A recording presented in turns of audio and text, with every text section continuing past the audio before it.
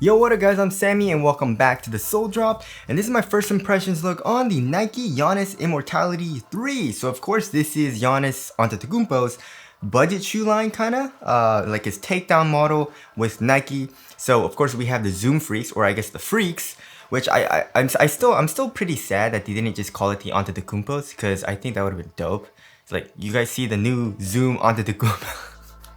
It's like, imagine me throughout this entire video saying the Antetokounmpo. That's just... Anyways, so we got the... so we have hit the Freak line, which is like 130 bucks. The Freak 5 just came out. And this is his budget line. This shoe retails for $85. 85 bucks, which is one of the cheapest budget shoe, kind of like for a signature athlete, right? Even though he doesn't really ever wear this. So I kind of have a problem with budget lines, especially from Nike, just because they're marketing it as kind of like Giannis Antetokounmpo shoe. It's his shoe, but he doesn't wear it, you know what I mean? So kind of weird. It's a little deceiving as well, I think, in my personal opinion, because some people think that it's his actual shoe when it's kind of not. So anyways, if you guys do want to cop, I'll try to leave the free link in the description box. There are some dope colorways available. There's 4 colorways right now. I just checked on the Nike app. But if you guys do want to cop, I'll try to leave the free link in the description box. But let's get started right off with the Tracciones. And this traction pattern looks very similar, right? I think Nike's getting a little, just a tiny bit lazy, you know what I mean? Just because, okay, so first of all, in their budget shoe lines, especially, right? So their signature shoe lines is always different. Every single year, it's a totally new design for the most part, right? But their budget shoe lines, they usually kind of recycle their outsoles and midsoles. So usually, right, for 2 models in their budget shoe lines, they have the same outsole and the same cushioning setup, like the same midsole, right? The design, everything is the same. And then they just kind of change up the upper, right? And like the Giannis Immortality 1 and 2 are pretty much the exact same shoe besides the upper. But then look at this. Look at, I mean, it's changed a little bit, but it's freaking the exact same, kinda. You know what I mean? Like, kinda lazy, you know? So we have these little slits right here, which does worry me. I mean, the Giannis Immortality 1 and 2, I didn't really have any problems with the outsole peeling, but that's always kind of like a concern of mine, just because the Curry 6 fiasco, you know? So when you're doing like lateral movements, there's a lot of force right here. So hopefully they glued it properly and stuff like that, but that is a little bit of a concern I have. But as far as the bite goes, the bite is kind of terrible. Like on my wood floors, it feels slippery, which is weird, right? And I even tried the Giannis Immortality 1 and 2, and they had great traction. Like, it was biting very well on my wood floors and stuff like that. But then for some reason, there's just like this really slippery kind of like material over the outsole. It feels kind of waxy for some reason, so maybe that's why. And maybe I just need to like break it in and hopefully it'll get better. But right now the traction seems really, really bad.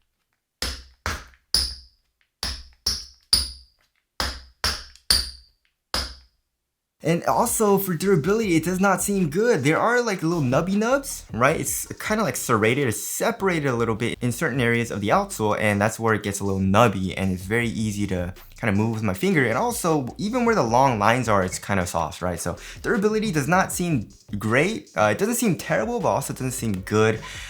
So yeah, that sucks, because for a budget shoe, usually Nike gives us like pretty durable outsoles. But here it doesn't seem like it's the best, right? And of course we'll have to see on dust, but yeah, it's picking up a good amount of dust. I don't know if it's picking up on camera, but there's a lot of dog hair and stuff, dust. So yeah, the traction is pretty disappointing right now, and we have a swoosh right here, and then of course Giannis's kind of logo in the middle. So there is the outsole there. Moving on to the heel to toe transition, overall feels pretty damn smooth, right? So here in the heel we have a nice round shape. We have a fully exposed midsole, so it's not super clunky at all either. Then here in the forefoot we kind of have like a nice little rocking motion, right? And then we have a good amount of forefoot flex, but really not a whole lot of midfoot flex, which is good for torsional support. So overall heel to toe transition does feel pretty damn smooth. And now moving on to the cushioning setup, we got full length Renew, and I don't know why Nike doesn't really put stuff on their tech specs anymore. They just say soft foam, plush foam, springy foam, and they don't say what the actual cushion is, which is weird, right? Kind of like they're not proud of the fact that they're using Renew. I don't know, but it says Nike Renew here in the back, right here in the back of the shoe. But the Giannis Immortality 1 and 2 didn't really say anything, so that's kind of weird, right?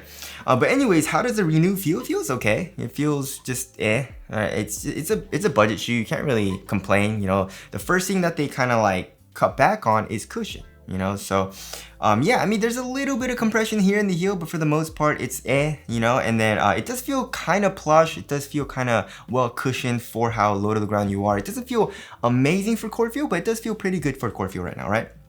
Here on the forefoot, it does feel pretty dead. The insole is just a regular Ortholite insole, nothing amazing. It's just an average insole. And then underneath that, we have a pretty stiff strobe board. So yeah, it just feels like it's gonna be a responsive cushioning setup with pretty good, like maybe adequate impact protection, but that's it. And just a tiny bit of compression here in the heel. And here it does compress a little bit more, which does worry me a little bit because, you know, lateral stability, but for the most part, it feels like a regular kind of budget shoe cushion, which is right? Now moving on to the material. So the material, they're using kind of like a textile material with some overlays, but it feels really freaking cheap, right? It even feels like paper, or like wax paper kind of to me for some reason. And it does feel really flimsy too, I don't know. I guess it doesn't sound terrible, but it does feel pretty damn cheap to the touch. But I guess like on foot, like look at how thin this material is. It's just a really, really thin, very minimal material. Obviously, probably not the best for durability, but it does feel overall supportive. It feels very minimal on foot, especially here in the forefoot. We do have some fuse as well at the edge of the toe for, of course, better durability and support, you know, if you're doing toe drags and stuff like that. And then here in the midfoot, of course, we have this reverse swoosh, right? It's kind of like an outline. It's also like a synthetic material. I guess that adds a little bit of stiffness to the material. But also here in the midfoot, we have like a strap, you know, like as you guys can see, we have an additional strap that the eyelets go through. So once you tighten it, it kind of tightens over your midfoot, giving you better lockdown. Also, it acts as kind of like a lateral counter, lateral support for better support for lateral movements, right? So we have one here on the lateral side, right? And also here on the medial side. The tongue has very minimal padding. It's not really padded like at all, even here on top of the tongue. And then it's also a half booty construction tongue, giving you a better overall one-to-one fit. And then here in the ankle area, we have pretty minimal padding as well. But the padding is more like on top, right? Here, there's no padding. On top, there's more padding. So you have, it kind of like more cups your heel. So you get really good heel lockdown, which is what Nike usually does. Adidas, they kind of like have foam where it goes all the way down into the bottom of the shoe, which is not ideal for heel lockdown, right? So yeah, I mean, it's an $85 shoe, so you can't really complain about material quality, but yeah, it does feel really, really cheap. But it feels pretty nice on foot, you know, very minimal material, conforms to your foot, and also it feels overall pretty supportive. So yeah, there is a material there. Moving on to the fit. So I don't know what's going on over at Nike, right? So I went true to size for pretty much every single Giannis Immortality, the 1 and 2. And it fit me very, very well, right? But then here in the Giannis Immortality 3, just because Nike shoes have been fitting very, very short for me, I went up half a size for the 3, and it fits me perfectly, and it fits me just like the Giannis Immortality 1 and 2. So yeah, I went up half a size and it fits me very, very well. So I would suggest most of you guys, you should go up half a size just because this is a really, really snug fit for me, even when I do like a very, very snug fit, right? So here in the toe box, it's really, really snug. I like it. And also width-wise, it is pretty damn narrow, right? And length-wise, I would say there's a little bit of length, right? But like I said, it fits very similarly in length as well to the Giannis Immortality 1 and 2 for me. Like I just tried them on and compared the sizes and stuff like that. And yeah, going up half a size for me fits me very, very well, right? So if you want a snug fit, go up half a size. If you go true to size, it'll be very, very snug, so just watch out for that. But for most people, if you want a snug fit, go up half a size.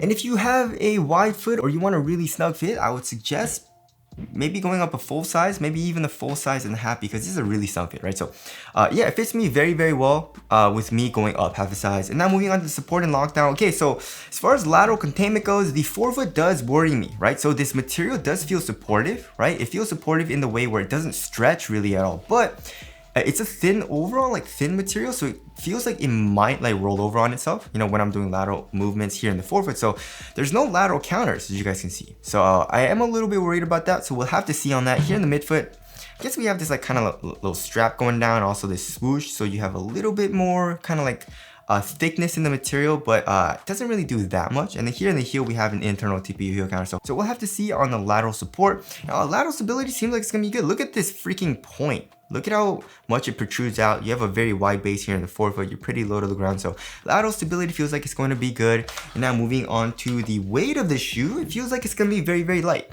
right? It's lacking a lot of tech. It's a very minimal upper. So I'm guessing like, yeah, 11.2 ounces. Let's check the other shoe.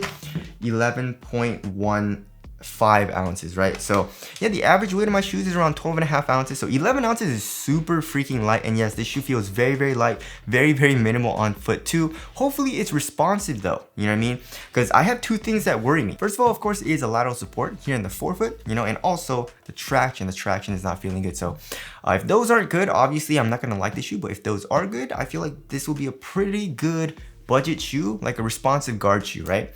And now moving on to the aesthetics, I really like it. I love the design of the swoosh, even though the overall design is so played out, you know, it's literally the exact same design as the 1 and 2, right?